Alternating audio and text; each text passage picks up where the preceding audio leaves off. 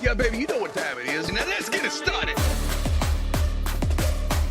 Are you kidding me? Unreal! While our HBCUs are mostly known for academic rigor, community, they also know how to turn up. Does he have it? Yes, he does!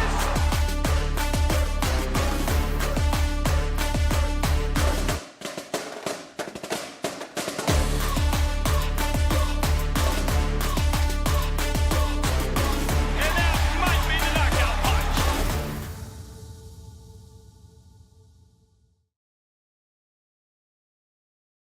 Greetings and salutations. Another episode of Fangs up here. And man, it is a slow week. Thankfully, though. Sorry. It is finals week. So pretty much students are focused on school. Ain't a bunch going on in FAMU athletics. All the news is geared towards Coach Prime and Jackson State. As my mom would say, Keith is not going to do what everybody else want to do because we're going to be different, baby. And true to form, we're going to be different, baby. I ain't talking about Coach Prime today. If you would like to catch some of that, though, catch some of St. Clair. Mr. St. Clair was on his show earlier today, and we had a good little conversation about it. I will say, I said I wasn't going to talk about it, but the only thing I'll say is, y'all talked about the 5-star transfers he brought there. How many are staying?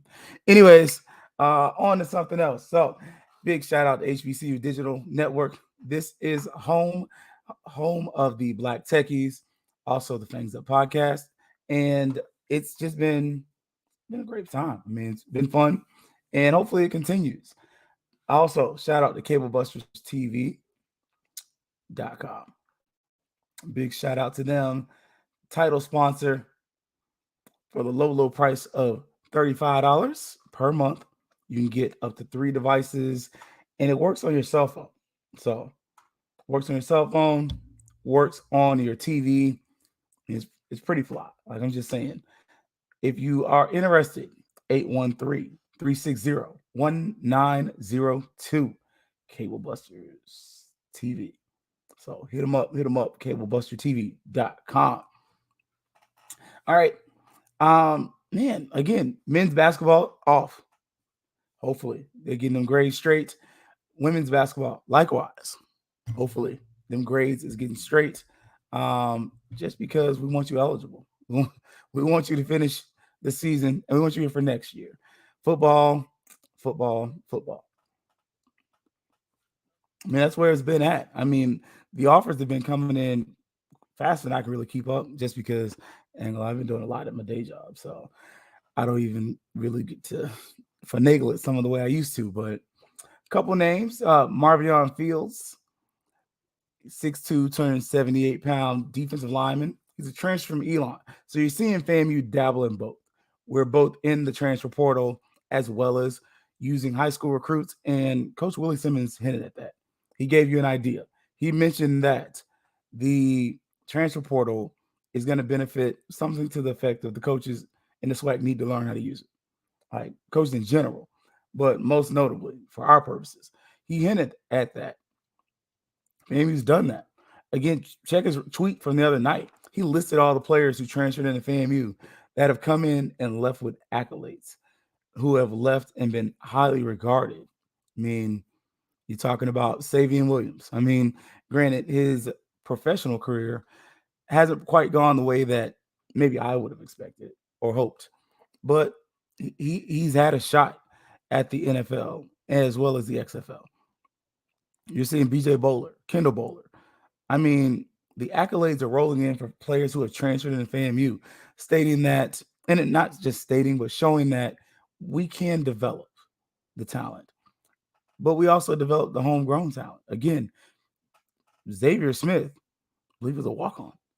Like, he goes from that to being a 1,000-yard rusher multi times over.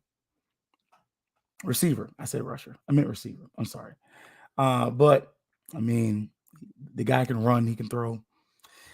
Should be in somebody's all-star game. But I digress. But we also had Michelle Tyrone. He's a 5'8", 190-pound DB from South Minnesota State. And I'm gonna just throw it out there.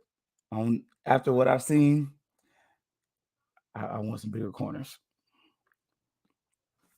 Again, I know I stated that Jackson State is going to. They're having not going to. They're having a good amount of turnover. So what I'm gonna say is this: they had big receivers. Big receivers gave us problems all year long. South Carolina State was another one. We probably need to try to continue to mix in, but your first two corners are about 6 feet. Courtney Cox this past year and Kendall Bowler. I believe pretty much BJ was a nickel. So just say it's good to have your corners on the larger side when you can. Let's continue to recruit that. And I think if you continue to recruit it and you're able to get quality talent that is able to, one, be recruited into the system out of high school, but two, brought in off of the transfer portal, you're going to see better results. You're going to have a better football program because then the players are going to the NFL.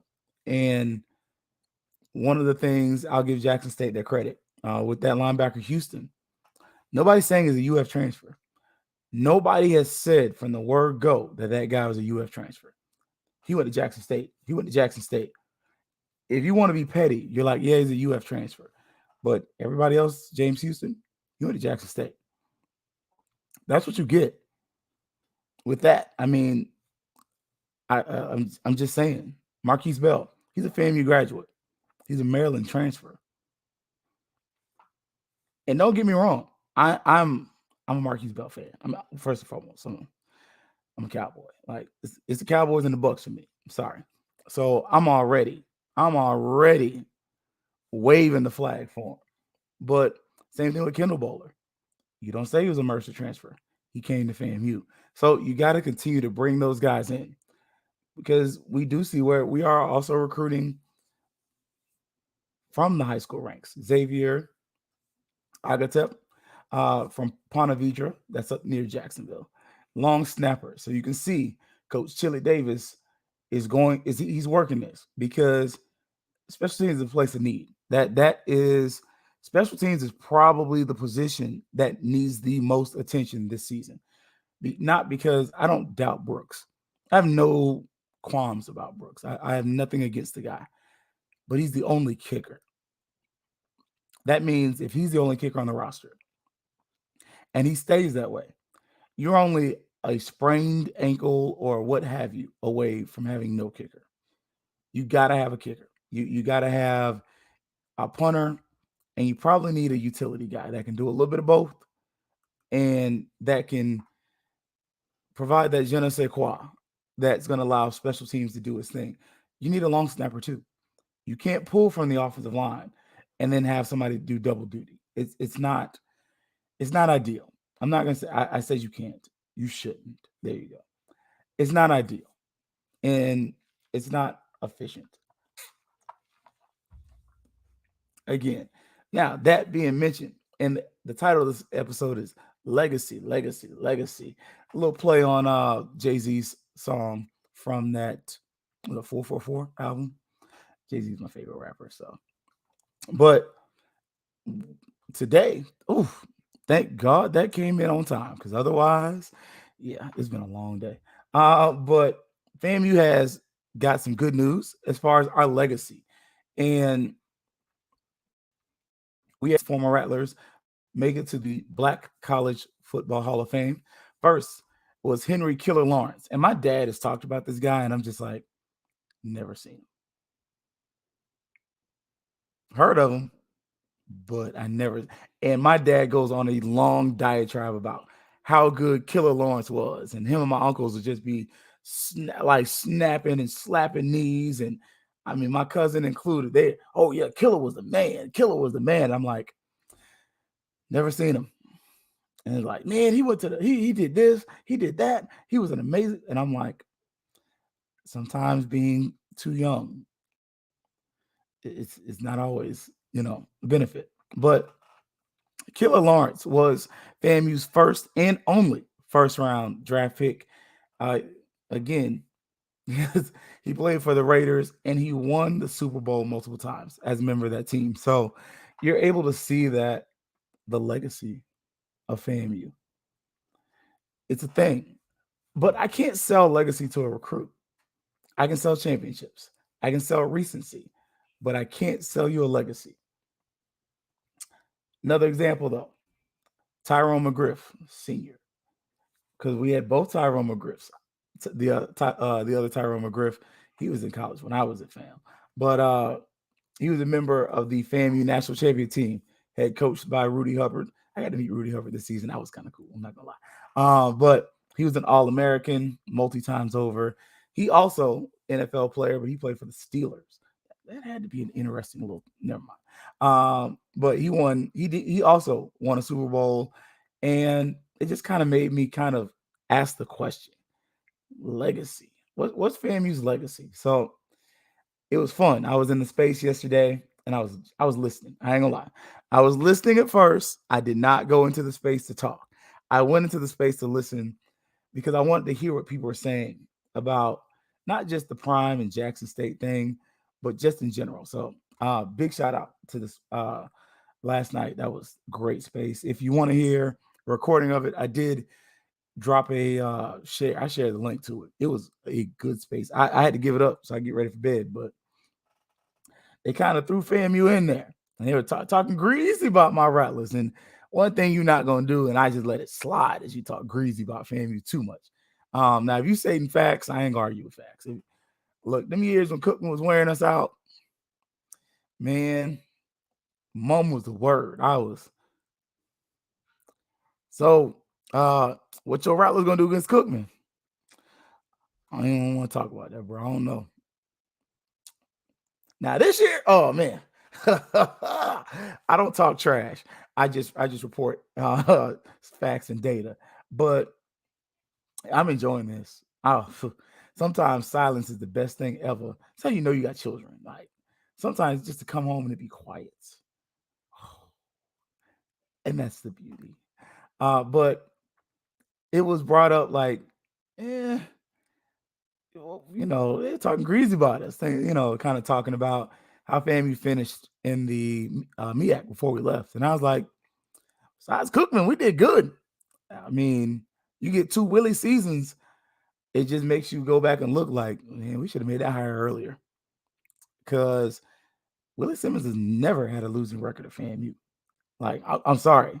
Look, and if it gets Willie a couple extra ducats, look, I'm just saying next year I might, take up that invitation. But that being stated, Willie Simmons has never had a losing season at FAMU. My child has tried to hurt herself. Like, never. No losing seasons, no losing records. He's been good, consistent, and consistently good. And you have to give that some credit. Like, you can't take that away from him. You have to be a real person and say the Simmons era at FAMU is good. I can't say that about previous coaches. And I give credit where credit is due. Mr. Earl Hankerson, he pointed out in the space last night, FAMU had a good decade of sorry. And honestly, it was a decade in Tallahassee of sorry. If you listen to places like the Jeff Cameron Show, and honestly, that's the first podcast I ever, not podcast, like sports radio show I really listened to, other than like Jim Rome, but he calls it the lost decade. That period where it's like Bobby was getting old, and then Jimbo comes in, and it's just like all the losses that happened. And FAMU had a lost decade. And it started when we effed over Willie Simmons as a student. When we moved up to the FBS with that BS, and it didn't work. And at the time we left, it was a bad decade. I mean, you had some really questionable coaching hires at time. Some were good. Like, I ain't gonna lie. It's probably younger than last year's the Joe Taylor. I was critical. Early though, I mean, I didn't like the hire, but I saw why. You wanted some stability. You wanted somebody that could come in there and be consistent. One thing about Joe Taylor, he was consistent. Like, and I mean, like, I'm not meaning as a backhanded comment, like, because we've had consistent coaches before. And we've seen consistent coaches all over the place. I mean, I'm just saying. FAMU basketball's been consistent. Consistently, sorry. Until the last couple years, like, coach, look, this is the first time. I mean, this year we just playing a tough schedule, but women's basketball getting tough schedule. But this is the first time in a long time we're coming off a season where you're like, all right, I'm seeing some good growth. But on the flip side of that, FAMU football, you might be talking about something because legacy. FAMU football, despite what it has looked like at times, another 9-win season. 2 losses last year, 2 losses this year. I think 3 losses last year. I'm just saying, sometimes we get so lost into how the teams won and lost that we forget that ain't nobody looking at that but us. Like, recruiting wise, these kids are looking at that you won. They're not looking at the Alabama State game and critical that that's a first-year football coach. We're on the road and we barely win that game. Nope, we won. I mean, it's the fan point that I hate when people say we kicked your butt and you won by 2 points. I'm the king of, man, y'all kicked our butts. Y'all won by 2 points. That was me all season against Jackson State. They beat us by 1 point. I was not giving that y'all kicked our butts. I wasn't. Now this year, I ain't saying shiggity. Got our tails kicked. And I'm about to whip some children.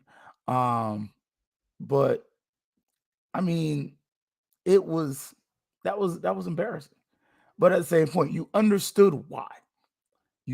All this NCAA stuff going on, practice time, XYZ in the third. But what's our legacy? And so off the field, FAMU's got a legacy. You've won College of the Year. You're the number 1 ranked HBCU for however many years in a row. But you also got the other side of the legacy. You got financial aid issues. And I appreciated what Stephen J. Gaither put up there where he was talking about the way that HBCUs are funded and talked about the income and of our students. And a lot of us don't realize, like, we complain about financial aid. And I've said it once, and if you're new, welcome. If you're old, hey, go get a soda real quick. A lot of the way financial aid is done is because our students don't have the money. So if financial aid pays out and this kid steals the money, the student's on the hook for it, but the university can get in some serious trouble. The university is trying to protect themselves and keep their doors open. Like, okay, if we get to a point where we can just write checks and pay for all of our students to attend, that's going to change the narrative. But financial aid is going to continue to be a problem at low resource universities or universities that are not properly resourced by their states. Florida owes FAMU trillions of dollars, billions. I'm sorry, is it billions, millions? They owe FAMU money. If you want a good reference of that, there was a Forbes piece up showing, I think FAMU was in second place of money owed by the state. You have students suing the state of Florida right now. So again, that's part of our legacy. Part of legacy, FAMU's legacy is fight. We will fight and win no matter where the battle be. That's in the effing song. We're telling you, part of our legacy is our fight. FAMUans we fight hard. We love hard, but we fight hard for what we want. And that's part of our legacy off the field. Also, SBI, that's part of our legacy. Great program. School of Journalism, great programs. Like, FAMU has areas that we are strong in, just like every other place. We have an engineering school that we share at Florida State. So That's our legacy off the field. On the field, though, again, despite this winning record, part of the legacy for the masses is going to be that NCAA debacle. And that's partially why you have to have an AD like our current AD, Tiffany Dawn Sykes, come in. And I'm not trying to stump for her. I'm not. Don't think I'm that lost in the sauce. Don't do that. I'm not. I'm sorry. Like, don't. Again, y'all already know how I feel about my AD. She look better than yours. But that being stated, I'm not so lost in the sauce that I'm going to sit up here and, oh, she can do this and she can do that and she can do this and she can do that. And, no. I'm just confident. I'm fairly confident. Also, considering where she's at, they're not a low resource institution.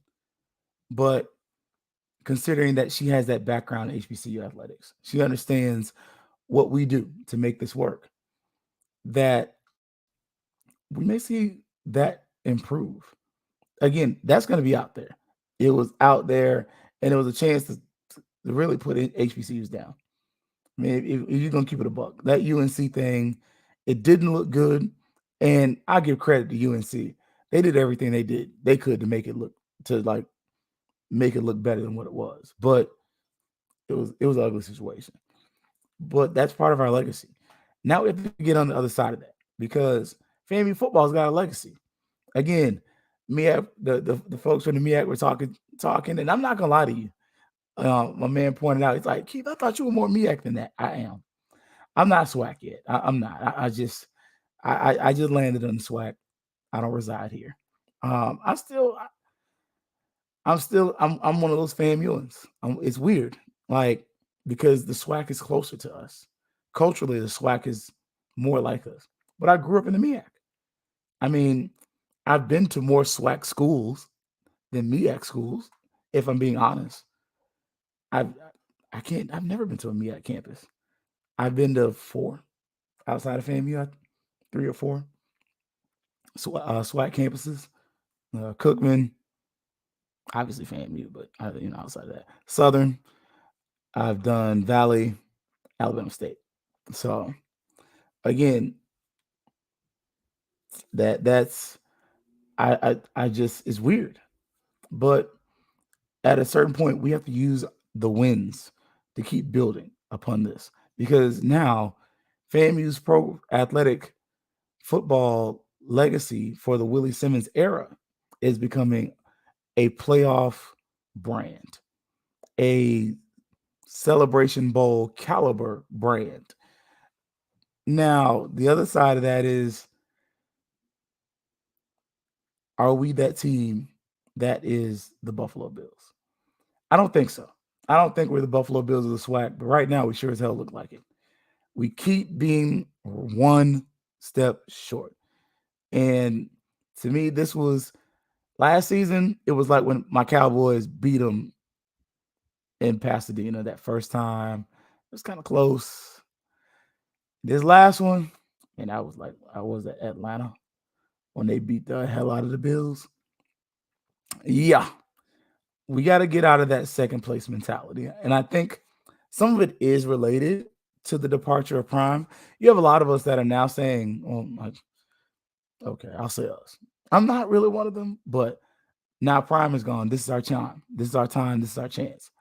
And I can agree with that to an extent. You should, though, look and see some of these players that, one, are leaving Jackson State. I mean, the Please kid is a Tallahassee native. His family's there. Like, the kid is from Tallahassee. He should get a look. I'm just saying, okay, you're a home kid. We'll overlook some things because you're home team. We got to work to make sure that we rebuild that fence around Florida. Because one of the things we saw in this, and going to the legacy of FAMU, and not just FAMU, but the state, a lot of our athletes, and this is a constant complaint of people from Florida, they leave the state of Florida.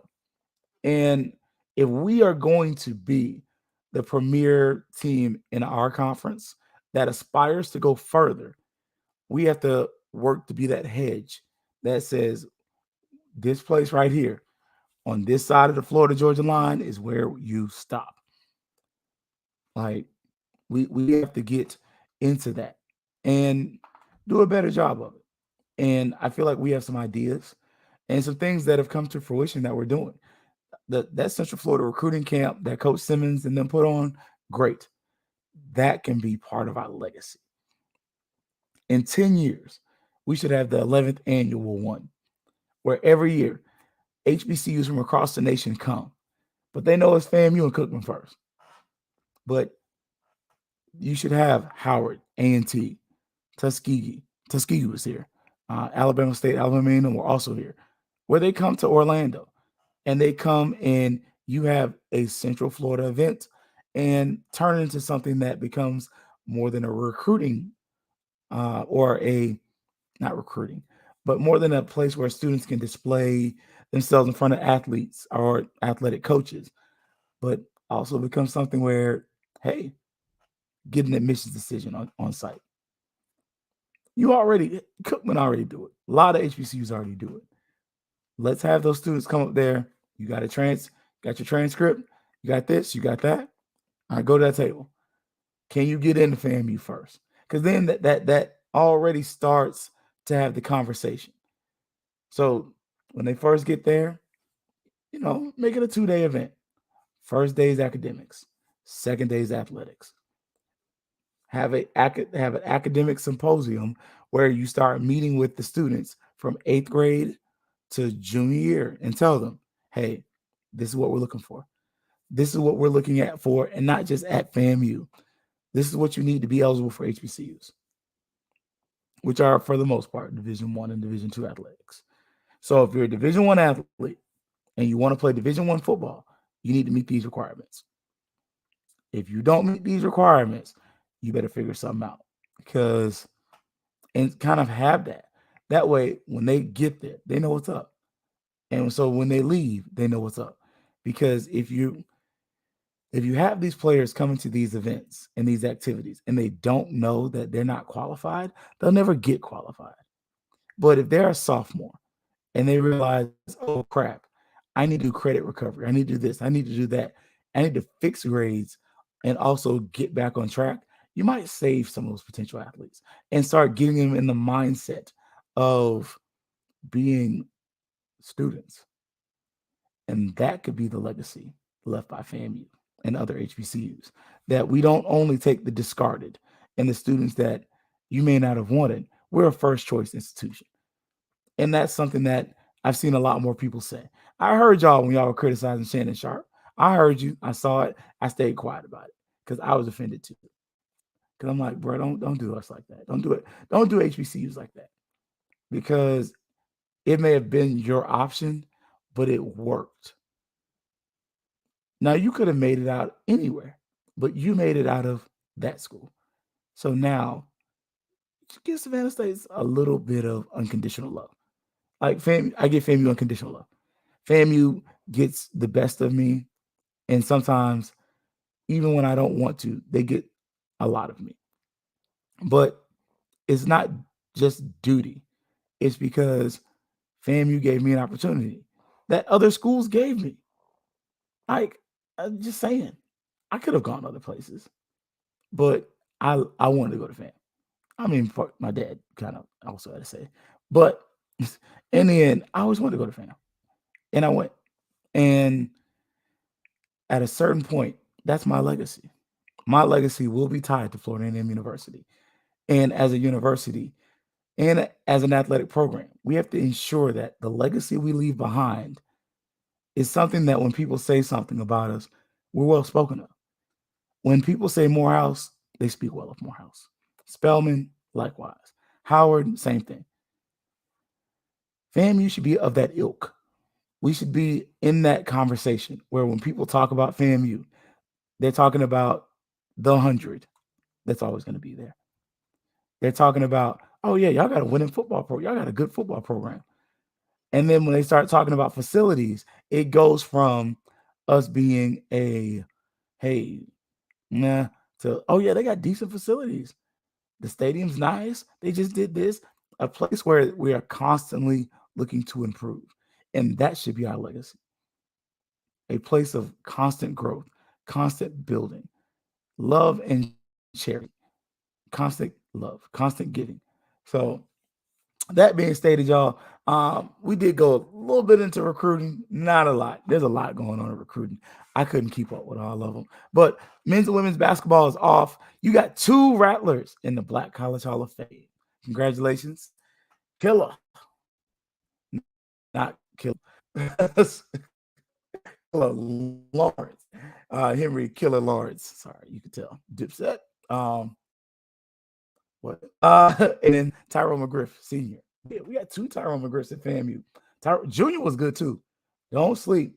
His son was good. He didn't quite get the NFL like his dad did, but Tyrone McGriff was good. He's good. He's at Leon High School, head coach now. So that being stated, y'all, I'll catch y'all Sunday night. Another episode of Fangs Up then. And we're going to try to go deeper into this recruiting. Maybe talk about some more of them and the upcoming athletic events that are coming. So as always, y'all, big shout out HBC Digital Network, Herb Seward, and the Black Techies. Be prepared. Go check them out. Check them out. Check them out. He also, tomorrow, basketball. He does a spaces on Twitter that relates to basketball. I have to get Herb on the show. Also, cablebusterstv.com. $35 a month gets you a plethora of channels, live sports, and live TV. As always, y'all, it's going to be Fangs Up. Yeah, baby, you know what time it is. Now let's get it started.